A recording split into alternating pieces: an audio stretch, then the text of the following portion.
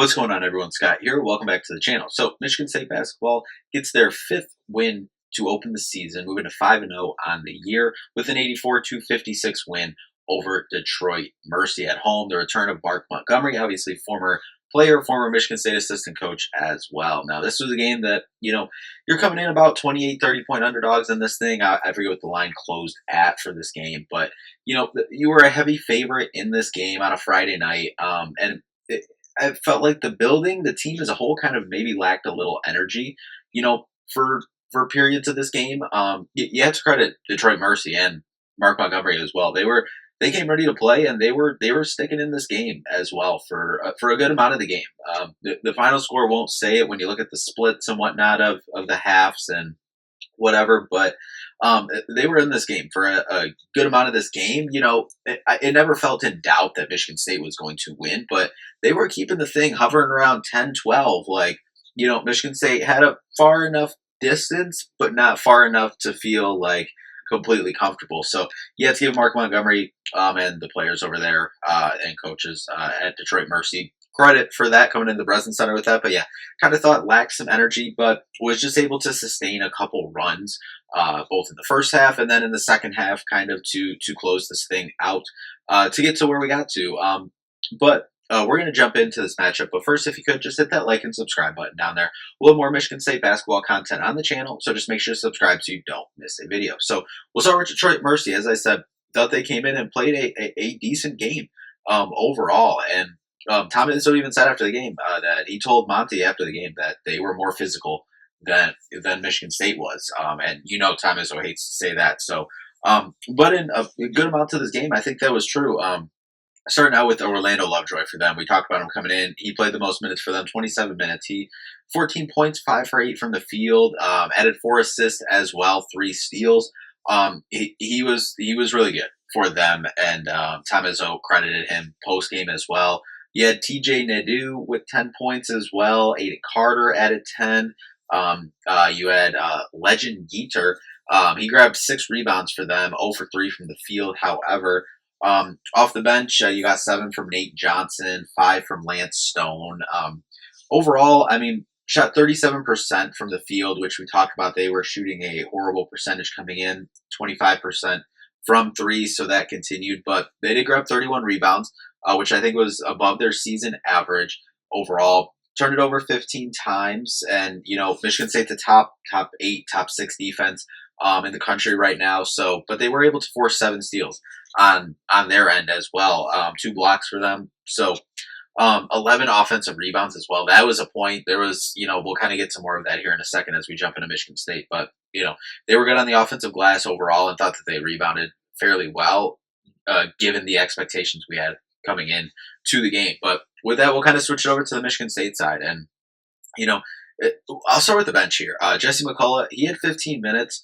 I feel like kind of a mixed bag in 15 minutes. On one hand, he had the 5 points, 3 for 4 from the free throw line, 6 rebounds, 1 for 2 overall from the field. He had a couple looks from 3, but I thought it was good. He kind of pump fake, took a dribble, and then maybe was going to take one. Then he had one pump fake, 1 dribble, 1, but then he bounced it down to, I think it was Cam. And then he kind of cut and then caught it, kind of post spun.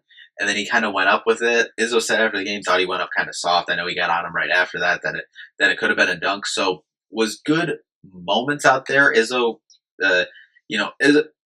was happy with Jesse, but thought a couple things. That layup, thought that was kind of soft overall. Thought, that he kind of got punked a little bit. He grabbed 6 rebounds, which is good for tied for, third on the team overall behind Cam Ward leading us, Colin Carr, tied with Carson Cooper as well. But we'll get to more of that in a minute.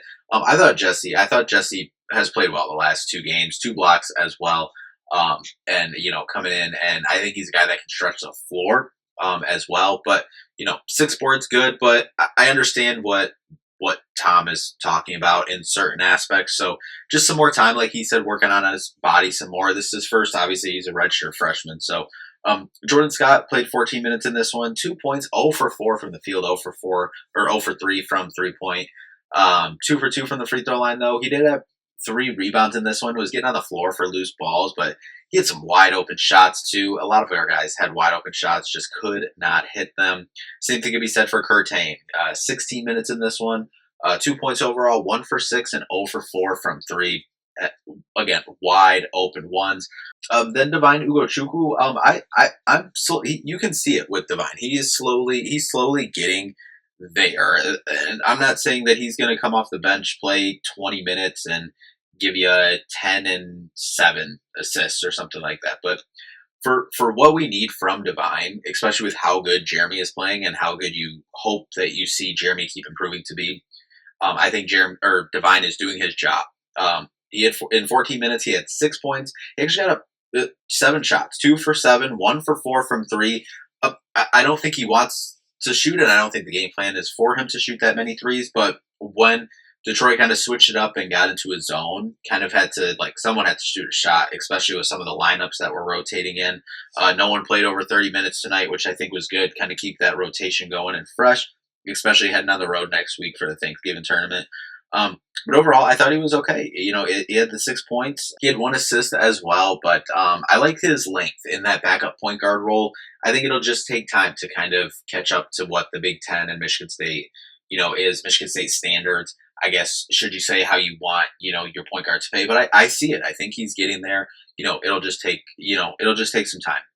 And then Cam Ward, 16 minutes in this one, 5 points, 2 for 3 from the field, and then leading the team with 8 rebounds off the bench, 1 assist as well, had a steal. Thought he played well off the bench as well. Off the bench as well, you had Denham Wojcik get in for 4 minutes. You had the Walton twins getting in, Brennan and Colin, and then you had Nick Sanders get in for 2 minutes. Got 2 shots up, 2 threes. One of them went down. Love that for Nick Sanders. But we moved to the starting lineup, and Trey Ford got the start again at the 2 guard. 13 minutes, he had 5 points. Again, could not buy a bucket. 1 for 5, 1 for 3 from the 3-point line. Overall, 1 rebound, 2 assists. I had 1 steal and a block. Tom said for the 2 position as a whole, got to guard better.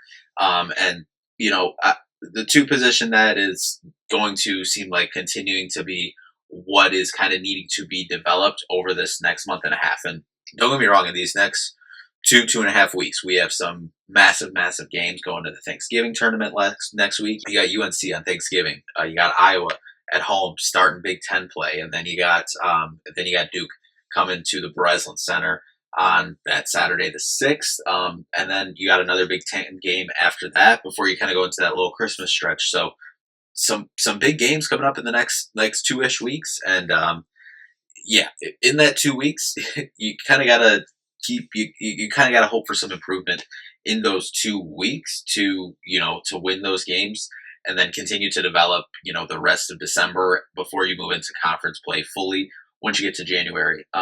But you keep it moving. Carson Cooper, I thought, I didn't think he had a good first half. I think he was in a little bit of foul trouble, but the second half, he absolutely did turn it on. At 20 minutes total, 12 points, 6 rebounds, 1 steal. Key here, 4 for 4 from the field and 4 for 4 from the free throw line. Hitting his free throws, good for this team. Overall, his team was good. We'll get to that here in a second.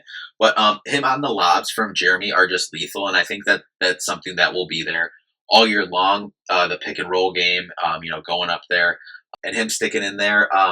Jackson Kohler didn't have the best game. He kind of got his points up there towards the end, but 13 points, 5 for 9 from the field, 1 for 4 from 3, 2 for 2 from the line, but only 4 rebounds, and did not grab a single defensive rebound, which I know was a problem for Tom Izzo both during the game and after the game as well. But I guess I'll kind of get into that before we move forward. He mentioned that in the post game or in the post game press conference, but also too during the, I believe it was the under 4 media timeout, before the end of the game. So the game was pretty much over at that point. But going to the huddle, I think I haven't seen Tom Izzo that hot in quite a while. He started going after Cohen, and then he said something to Jackson, and then Jackson turned around and was getting in his face. They were in each other's face. And then all of a sudden, Cooper said something I think, whatever. And then he was going after Cooper. Then he sat down and he was going down the line at everyone. And then we ended the thing with the timeout with the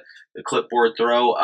That's just Michigan State. That's what there is. Not that it makes anything of it, but I think that just goes to show you kind of what was saying, like, yes, the numbers can say one thing, but how, kind of the process and the execution of the game and what happened within the game, not just looking at the box score, are can be two different things. But we'll keep it moving. Cohen Carr, good first half. He had 11 points in like the first seven to 10 minutes, something like that. Only 2 points, but that 2 points that came in the second part of the game in the second half was that emphatic fast break dunk lob from Jeremy Fears. Which got the crowd going and kind of was the seal. I think that was like a 7-0 run at that point for Michigan State to kind of push that thing back out. But I mean, overall, 13 points, 4 for 6 from the field. 2 for 3 from three as well. 3 for 3 from the free throw line. 7 rebounds as well, which is something we talked about. He needs to crash the glass. Thought he did a good job as that doing that. 2 blocks as well. One that was called a goaltend as well that he sent into like the fifth, seventh row, something like that. But Jeremy Fears. Again, got to save him for last because 28 minutes and 18 points, a career high. 7 for 12 from the field. 2 for 4 from three. 2 for 2 from the free throw line. 1 rebound, but 11 assists overall, only 1 turnover, had 2 steals as well, just absolutely controlling the game. And he just continues to impress, and he's in complete control of everything that goes on. And I think, with him only playing 28 minutes in this one, we'd like to see, like, yes, in the high major games, like he's going to be playing 34, 35, 37 minutes. But, what I kind of liked in this one, obviously, with all due respect to Detroit Mercy, like, this isn't the same level of opponent as Kentucky was, or North Carolina will be next week, or Duke, whatever, when you get into conference play. But the thing we need, to help Jeremy out a lot is, well, like Tom Izzo said in the postgame show, he could have had like 15, 16 assists if we just hit some open regular shots. That, yes, but also with Divine being able to handle those backup point guard minutes. If he's able to do that, that takes a load off of Jeremy, and not even just if he can come out of the game and Divine can, keep the thing kind of like just steady Eddie, like kind of keep the game where it's at, maybe take you ahead a little bit and not, get you behind, which I don't think Divine has really done that, but that's just kind of the role I'm looking at for Divine right now. I think he's done a pretty good job to this point, so would like to see that continue here. But incredible night from Jeremy Fears again.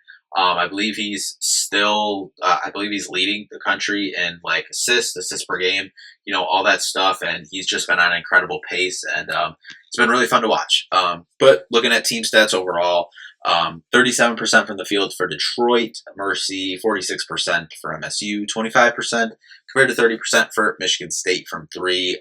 Detroit Mercy only got to the line 8 times, but they were 7 for 8, 88%. Michigan State 20 for 26 from the free throw line, 77%. That's an improvement from where we were at for sure. Michigan State out rebounds them 31 to 42, but Detroit Mercy does get 11 offensive boards, 16 for Michigan State.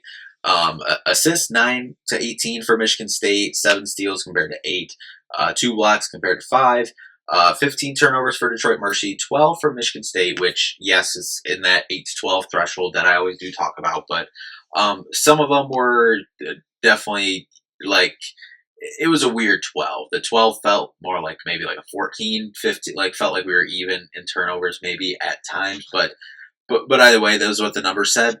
10 points off turnovers for Detroit Mercy, 18 for Michigan State, 9 fast break points for Detroit Mercy. Tom Izzo talked about that, some of the turnovers for touchdowns, 16 for Michigan State. Points in the paint, 24 to 34 for Michigan State overall. Got this lead up to 28 at one point. But anyway, hey, that'll do it. As we said, Michigan State now moves to 5-0 on the year, and now things get interesting here. We head into the holiday, the Thanksgiving tournament, if you will. We play Tuesday, 1:00 on FS2 against East Carolina. First game there, and then we play currently ranked number 18th North Carolina at 4:30 on Thanksgiving. Looking forward to that immensely. And then, as we mentioned before, once you get after that, you got a Big Ten game. You got Iowa, and then you got Duke, who's currently the number 5 team in the country. Uber talented, coming to the Breslin Center. Then you got another Big Ten game as well. Before you then head into, the Toledo, Oakland, Cornell, kind of, 3 games in 2-ish weeks, Christmas schedule. So that's kind of where we're sitting at when we're kind of looking ahead to this Thanksgiving week and December ahead. But look, at the end of the day, at times wasn't always pretty, kind of lacked some energy in certain points. But at the end of the day, win is a win. You're 5-0. And I would think that number 17 rating come Monday would, go up a little bit. So anyway, that'll do it for this one. We'll be back with a preview for the East Carolina game coming up here on Tuesday and other Michigan State stuff on the channel. We'll be back with a recap for the Michigan State football game at Iowa as well this weekend. So anyway, that'll do it for this one. Thank you all so much for watching. We'll see you in the next one. Peace out.